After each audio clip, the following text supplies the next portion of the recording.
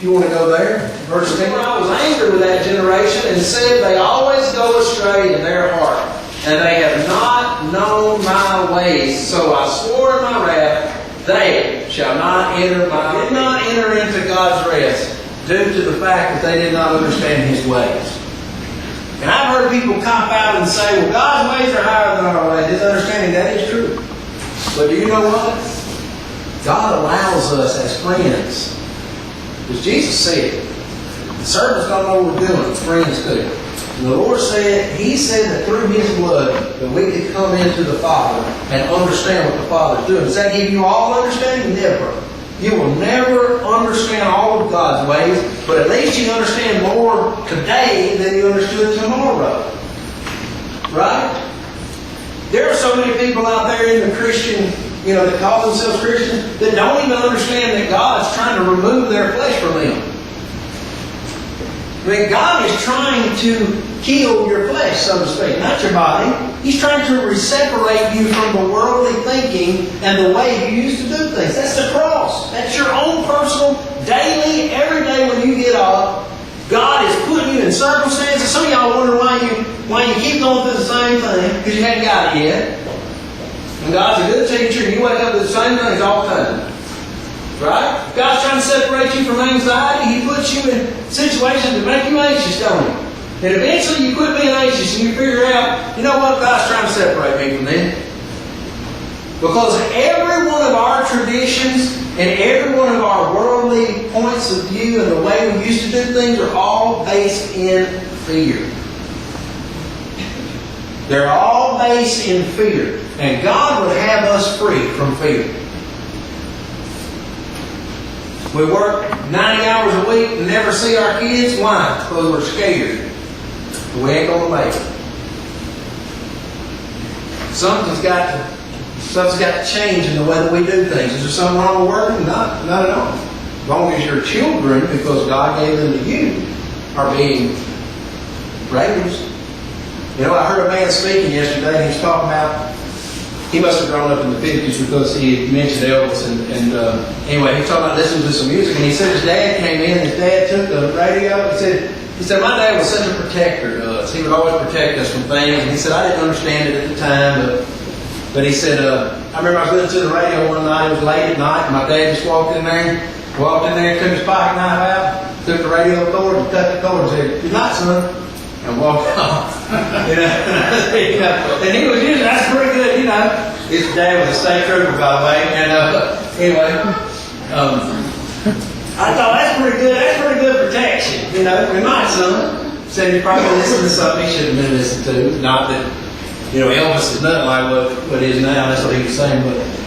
But I thought it was kind of amusing, And as I was speaking, the Lord, I just really felt a shift for our generation when He was talking about that. I said, you know what?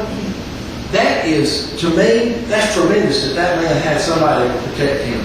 But you want to know what? Most people in our generation, they have nobody protecting them. Their parents don't care if the radio is on, much less if they're at home. I mean, it's a whole different mindset going on in our generation, guys. There's a whole different thing that's going on. Where used to, 50 years ago, you actually had that. Now we're so far from that. And the reason I got off on this rabbit trail is because I want you to realize that God, we have to change our ways. Everything that we do is not necessarily God.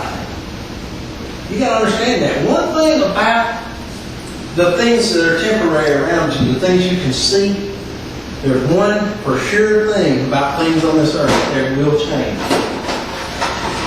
True? Your kids will grow up. Eventually, someone will pass away. The seasons will change. Ministries, buildings, they all come and go. Everything comes and goes. There's one thing about this earthly life you can guarantee, and that is that things are going to change. Right? That's why we have to put our confidence and our assurance in something that goes beyond this world. And that's the ministry of reconciliation. It's telling people, guys, there's something more. You have to anchor yourself to something above that, which brings us to the point of my last point in this message, which is after we exchange our sin for His Spirit, exchange traditions for our ways, we exchange what we can see for that which is unseen. hit you with this one just a little bit because he's getting a little more. Chapter 5, I'm back to 2 Corinthians chapter 5, verse 7. It says, "For we walk by faith and not by sight." And then he goes on to say, "We're confident, yes, well pleased, rather to be absent from the body and to be present with the Lord." Okay? We walk by faith and not by sight. We exchange that which we can see for that which is unseen.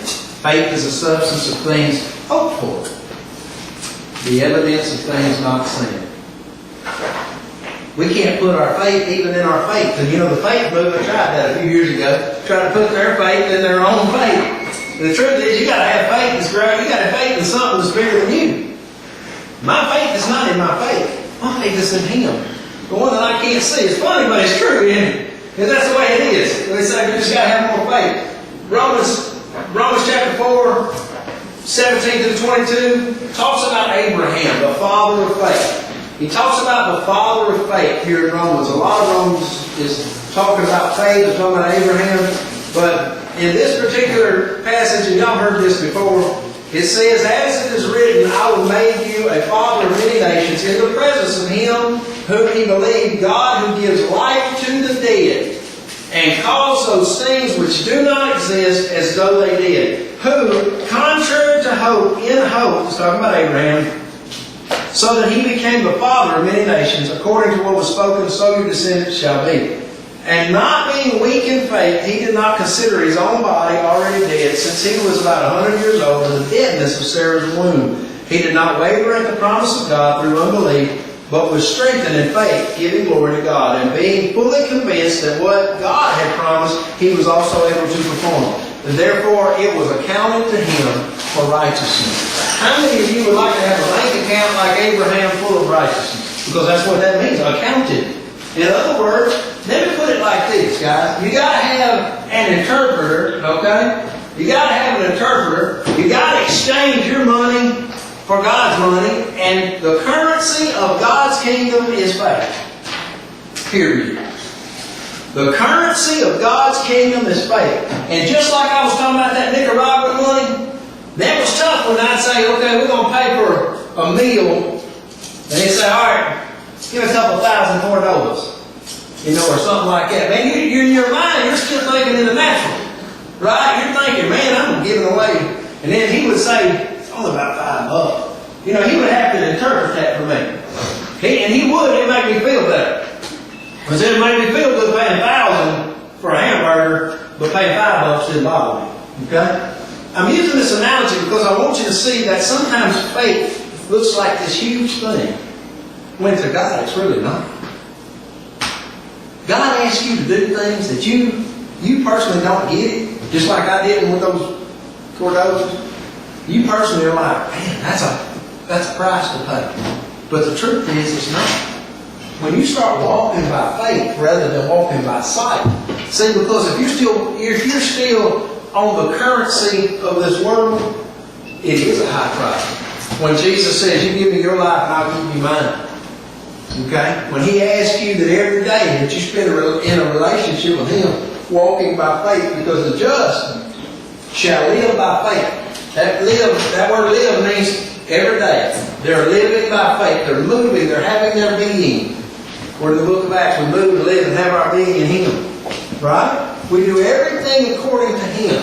We exchange what we can see for what we can't see. Now, going back to Abraham, it says, Abraham's faith came from being able to see what God was up to. The Apostle Paul prayed in Ephesians that the eyes of your heart, or your understanding, some of your translations will say understanding, the eyes of your understanding be enlightened. Okay? Now, without you having to turn there or anything, you can write down, or you can go and look in Genesis, the story of Abraham. God calls him out of the place where he was, out of his father's house. Okay, he does that.